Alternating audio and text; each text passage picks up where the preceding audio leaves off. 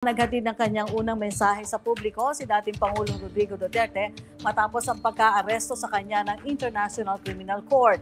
Binigyan ng update ng dating Pangulo ang publiko sa isang short video message mula Dubai matapos ang umano'y stopover nito bago magpatuloy ang paglibahad patungong Netherlands.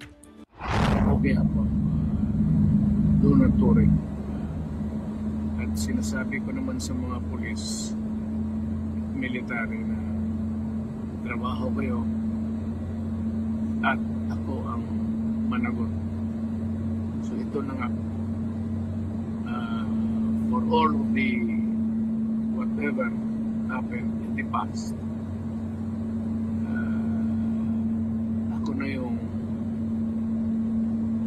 nag-front sa ating law enforcement at military. Sinabi ko na.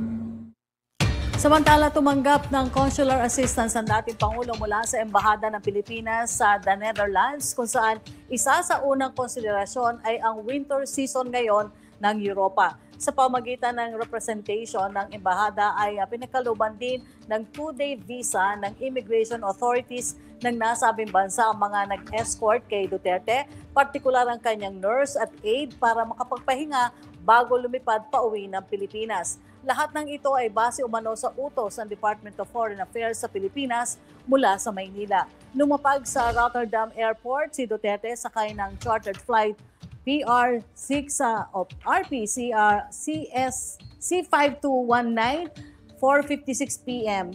sa The Hague o 11:56 Philippine Standard Time.